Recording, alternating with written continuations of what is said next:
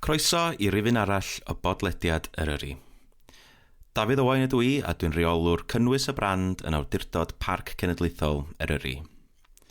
Un o'r pethau arbennig am Eryri ydy hanes a threftadaeth yr ardal.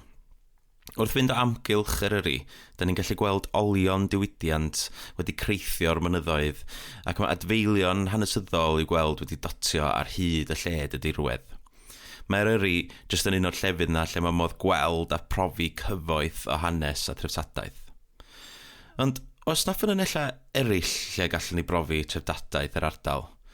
Oes na ffynonellau lle gallwn ni bron o bod clywed hen leisiau Eryri? Mae Gwilym Bowen Rhys yn gerddor, cyfansoddwr ac yn ymddiddorwr mawr mewn hen caneuon Gwerin a hen faledi. Dwi'n fan mawr o gerddoriaeth fy hun a un o'r pethau dwi'n ei fwynhau fwyaf am hen gerddoriaeth Werin ydy'r llais mae'r gerddoriaeth hwnnw yn ei roi I hen leisiau'r gorffennol, ond yn bwysicach fyth hen leisiau cyffredin y gorffennol. Fel rhan am gwaith yma yn yr awdurdod, nes I ofyn I Gwyl os oedd yn gyfarwydd efo unrhyw ganeuon o'r fath oedd yn deillio o ardal Eryri. Plesar mawr felly oedd gweld fod yna gymaint o gyfoeth i'w gael. Ffarwel I waith y penryn, lle res I gynt yn llafn. Dwi'n casglu'r celfin do cyn o chwarael cael braich y cafn. Weledi mari fach, weledi mari fach. Weledi mari anwyl. Ffarwel i'r cyn a'r morthwl, billion caib a rhaw. Dwi hen o'n cadw nos, wyl ni ddeiant mwy I'm llaw. Weledi mari fach, weledi mari fach. Weledi mari anwyl. Ffarwel i'r trwsys fustion, a'r hen got oil yn awr, a'r tin bach bwyd gwirffeddlon, a'r sgidia hoelion mawr. Weledi mari fach, weledi mari fach. Weledi mari anwyl.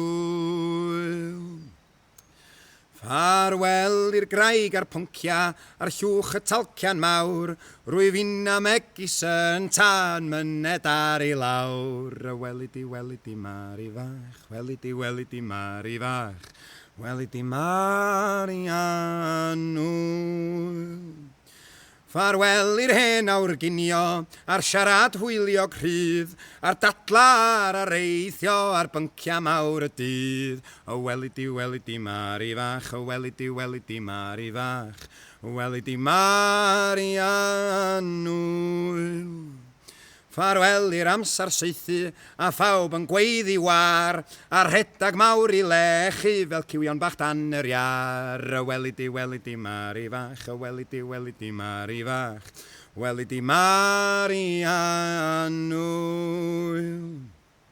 Ffarwel i'r cyfan, ni chanai ddim yn hwy, os yw fy nghan yn ysgafn.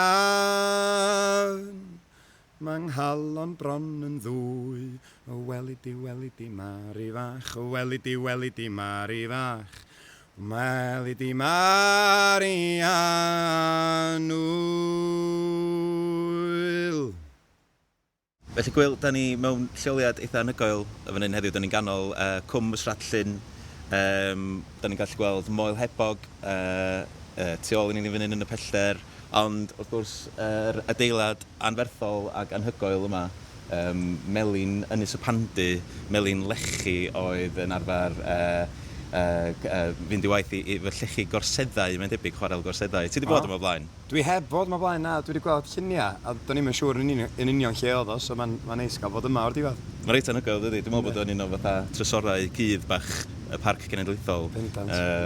Ond ia, ti wedi bod yn...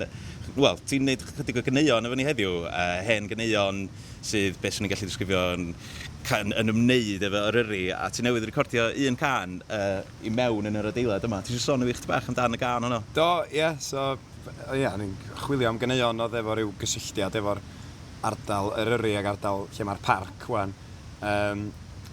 Di dod o hyd I cwpwl o rei diddorol, newydd ganu ffarwel I waith y penryn, sydd yn sôn am chwarelwr sydd wedi bod yn gweithio trwy fywyd I gyd yn chwarel y penryn yn Bethesda ac yn ffarwelio ar lle ac yn ma'n rhestru'r holl bethau'r holl geriach a'r tacla oedd yn defnyddio ac A wedyn ti'n mynd siŵr os di o'n hapus neu'n drist, mae peth fatha yn amlwg di o'n gwybod yn byd arall yn ei fywyd. A mae'n deud, ffarwel i'r cyfan, ni ganna i ddim yn hwy, os ydy yng nghan yn ysgafn, mae'n nghalon bron yn ddwy. So mae'n swnio fel bod o'n eitha trist i adael yr holl beth, ti'n Ond mae'n gan digon diddorol, ac addas i fod yn canu fo yn fama, lle fysa pobl wedi bod yn gwneud yr union gwaith yna, prosesu llechi a hollti a chwthu a falle. Mae rai fi ddweud o'na rhyw deimlad reit rhyfedd o clywed chdi canu'r geiriau fanna a cael rhyw fath o ysbryd allan be oedd yr adeilad yn ei ymter. Ac hefyd, mae'n dweud ffarwel i'r cyfan, wel, mae fatha gymaint o waith oedd arfer bod ma'r bwrlwm, a wedyn mae jyst yn dawel wan mewn ffordd, so na'n eitha'n addas. Lovely. A ti'n gwybod sut swn i'n gallu disgrifio, wel, swn i'n gallu disgrifio chdi fel cerddor yn amlwg a cyfansoddwr, ond bron hefyd ti'n rhyw fath o chwilotwr / ymddiddorwr mewn hen ganeuon ac yn y blaen. Lle nath ddiddordeb yna gychwyn o? Cwestiwn da. Just wastad wedi bod yn licio fatha penillion a cerddi a bydda, ac just yn wrth modd efo y ffordd oedd pobl yn odli, yn really clefar a'r cynghanedd a bod dim fel a mae hynna'n yn amlwg iawn mewn hen ganeuon. A just fatha, mae yna berlau yna, ac weithiau ti jyst gorau gwneud bach fwy o waith tyrchu a chwilio i ddod o hyd iddyn nhw.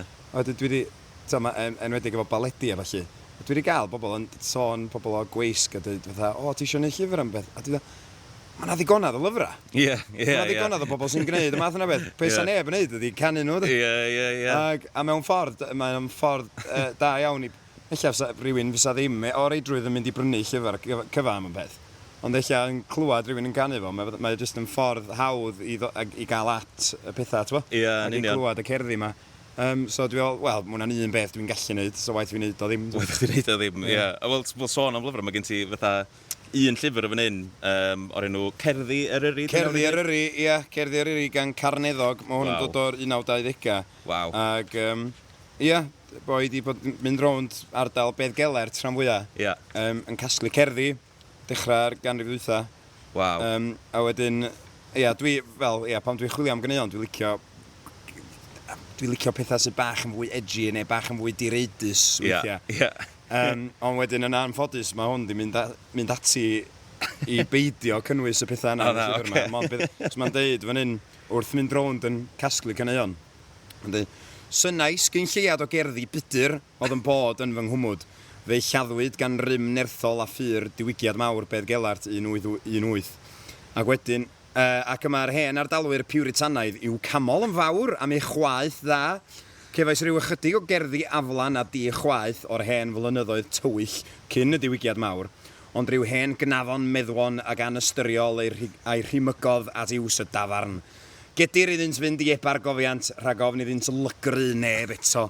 So mae barn cadarn iawn fyna yn erbyn pethau sydd bach yn direidus. So ti'n meddwl, o ran hynny, o pobl oedd yn casglu ac yn rhoi hein ar gof y chadw, ti'n meddwl oedd nhw'n dewis a dethol, mae rhaid felly y pethau ddim i mewn a bod yna lot, mae yna gyfoeth wedi cael ei golli hefyd. Bendant. A wedyn, yn aml iawn, dyna beth sy'n dda am pethau fatha'r llyfrgell genedlaethol wan ydy, pethau fysa ddim wedi cael eu cyfoeddi mewn llyfr, chos bod nhw well ar risge, ond oedd y pobl oedd yn sgwennu nhw jyst yn mynd at y gwasg, gai jyst un tudalen o hwn. A wedyn jyst yn gwerthu nhw ar y stryd, canu nhw ar y stryd a gwerthu nhw. A mae heina, diolch byth, mae lot o bobl di cadw nhw, a wedyn mae'r llyfrgell wan di bod yn sganio nhw at yn lluniau nhw a roi nhw fyny ar y we. So mae hwnna'n adnodd amrisiadwy i rywun fel fi, a fanna gyd i lot o bethau. Risge a bydyr a aflan fel mon yn dweud. Aflan, heina dyn ni'n cyrraedd. Heina dwi'n eisiau. Briliant. Hefo'r hen ganeuon ma, beth ti'n meddwl da ni'n gallu ddysgu ohonyn nhw am, wel, Eryri fel tirwedd, pobl Eryri ac yn y blaen, beth sy'n ei ddysgu nhw o heddiw lle? Dwi'n meddwl mae'n ffordd o sbio ar fedrwn ni sbio ar yr adeiladau ac y pethau cadarn y pethau da ni'n gallu dwtsiad heddiw sy'n rhan o treftadaeth a hanes yr ardal. Ond hefyd mae hein yn rhan ohonyn nhw, mae o'n yn ddarlun o sut oedd pobl yn byw, sut oedd pobl yn meddwl, be oedd ei barn nhw ar bethau yn wleidyddol, yn newidiadau yn dod i'w bywyd nhw. A mae o'n ffordd dda yn enwedig i gael llais y pobl eich mwy cyffredin, yn trach na fatha lleisia yr papura newydd a'r wleidyddion a bydda, mae caneuon a cerddi oedd yn cael ei just i adrodd ar lawr gwlad yn ffordd da i glwad meddyliau y bobl gyffredin. Ac mae hwnna'n, i fi, mae hwnna'n yn adnodd mae fwy na just yn gerddorol. Mae o fatha yn adnodd hanesyddol o bwys, dwi'n meddwl. Bendant, achos dwi'n meddwl wrth i fi rand o'r geiriau, dwi'n sylweddoli bron pa mor llythrenol ydyn nhw rhywsyd, os ni'n gallu disgrifio nhw fel ydyn nhw, yn lot o fetafor a rhyw greu llun neu darlun yno fo. Maen nhw'n mynd i'r pwynt go iawn a maen nhw lot o hwyl a hiwmor yno fo hefyd sydd yn bendant, dwi'n meddwl, yn helpu i ni cael darlun lot gwell o sydd oedd bobl yn meddwl ac yn... Wel, oedd na rai yn nhw'n lot fwy clefar neu gilydd. Oedd yna wir. Yn defnyddio metaphors a weithiau fel double entendres ac yn chwarae ar eiriau. Ond fel ti'n dweud, mae'n rhai just lot fwy to the point a dweud i fel mai. So mae'r amrywiaeth yna yn diddorol fyd. Ond dwi'n meddwl mae'na fyd, fel ti'n dweud, mae'na fyd i ddarganfod na de. Dwi'n just yn dechrau tyrchu mewn. Just yn dechrau, tip of the iceberg. Wel, ti'n mynd i ganu can arall yn un rhywbeth maen? Ti'n sôn chydig bach am hwnna, ni? Ia. Llyn Eryri, mae'n sôn am y tren ucheldir Eryri sydd yn mynd o Gaernarfon i Porthmadog, dwi'n meddwl, yn mynd trwy'r parc. Gath ei agor yn eitha hwyr, ddim tan yr 1920au, gath ei agor. A dwi'n meddwl yn cario cymysgedd o, fel mae'n cael ei ddefnyddio rwan, fydda twristiaid. Fwy na dim, pobl oedd yn dod i Eryri, mae yna twristiaid i bod yn dod i Eryri ers ganrifoedd, ers yr 19th ganrif cynnar, a wedyn mae'r gan yn rhyw fath o can o fawl i'r tren, ond mae hefyd yn sôn am y fatha o'r twristiaid mae'n dod wan, a does am lot di newid mewn ffordd. Ond mae o hefyd yn sôn am y ffermwyr yn mynd i'r farchnad ac yn trafod reis be, da ni'n mynd i heicio prisio ma fyny, ta fe. So mae'n digon diddorol, de. A hefyd mae'n sôn am y lle, mae'n mynd trwyddo fo. So mae'n gan digon diddorol. Dwi'n falch bod fi wedi dod o hyd i ddod mewn ffordd. Ac mae hwnna yn dod ar llyfr yma, Cerddi Eryri. Fantastic. Lovely. A just yn ola, Gwyl, ti'n casglu'r stwff yma gyd, ond hefyd ti'n cyfansoddi'r stwff dy hun, a ti'n berson sy'n enedigol o fethal, a gallu gweld mynyddoedd Eryri o lle ti wedi cael dy enni, lle ond ti bellach yn byw hefyd yn Dyffryn Ogwen jyst ar gyrion y parc, neu'n rachub. I chdi fel cerddor ydy lle ti'n byw yn dylanwadu lot ar beth ti'n sgwennu a pa fath o gerddoriaeth ti'n sgwennu? Yndi, swn i'n meddwl. Enwedig, os mae yna ganeuon neu... Wel, os dwi'n sgwennu rhywbeth newydd yndi bendant, mae'r tirwedd ac yr ardal lle ti wedi tyfu fyny ynddo fo, mae o bendant yn gadael ei oel unai yn llythrenol ar y geiriau neu lle bach mwy is-ymwybodol. Yndi, just fatha, dwi yn fwy dyddi yma, dwi'n gwerthfawrogi fatha'r llefydd dyn ni dal efo lle ti'n gallu dianc o'r byd. Ac, dwi'n meddwl mae o, eich weithiau'n amlwg o weithiau llai amlwg, ond fydd o wastad yna yn beth ti'n greu os ti'n gael dafagu yn y fath le, dwi'n meddwl, bendant. Bendant, lyfli. Wel, diolch yn fawr iawn, Gwyl. Diolch am rannu bob dim. Croeso tad. Roedd hi wedi bod yn braf iawn cael sgwrsio efo Gwyl a chlywed rhai'r caneuon roedd o wedi dod ar ei traws. Un o'r pethau nath fy nharo i fwyaf am y gwaith yma efo Gwyl oedd faint da ni'n gallu ddysgu o'r hen ganeuon a cherddi yma am bobl gyffredin yr ardal. O meddylfryd a bydolwg y pobl, eu hiwmor nhw, eu bywyd dydd i ddydd nhw, i hyd yn oed eu barn nhw ar Eryri. Mae'r holl beth yma i gyd i'w clywed yng ngeiriau'r caneuon. Ar rhan mawr o waith awdurdod Parc Cenedlaethol Eryri ydy gwarchod a dathlu'r hyn sydd yn gwneud y Parc Cenedlaethol mor arbennig. A mae'n amlwg i mi fod y cerddi a'r caneuon sydd yn deillio o'r ardal yma yr un mor werthfawr a'r cestyll hanesyddol a'r adfeilion ôl-ddiwydiannol sydd dal yn sefyll ar draws y tir. Dwi wrth fy modd yn canu yn dwyr, i linell gil Eryri yn dwyr. Mae hon yn rheilffordd hynod, dau golygfeydd yn hyglod, Mae pawb amdani'n gwybod yn diwyr, i'r byd mae yn rhyfeddod yn diwyr. Daeth bro y bedd I sylw gyda'r tren, I ganol byd a'i dwrw gyda'r tren. Rhaid dim ond mynd i'r stesion, ceir ticad I Gaernarfon, I Lundan a Manceinion. Ar y teren, ac I New York nôl y Sion ar y teren.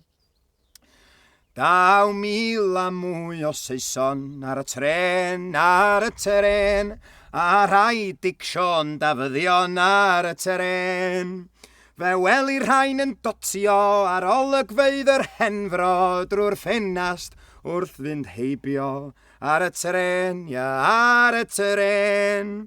gan ddi ystyru'r Cymro ar y teren. Daw ffermwyr bro Eryri ar y tren, i'r farchnadau basgedi ar y teren. Gan drefnu ar ei siwrna, pa faint fydd pris yr wya, a'r menyn yn y siopa ar y tren, Bydd pawb am y pris ucha ar y tren. Mae llawer llecyn enwog ar y lein, rhwng dinas a ffordd madog ar y lein. Ceir gweld yr wyddfa gribog, y cnicht a'r moelwyn llethrog, lli glaslyn a'r bwlch enwog ar y lein, a stesion hafod gregog ar y lein.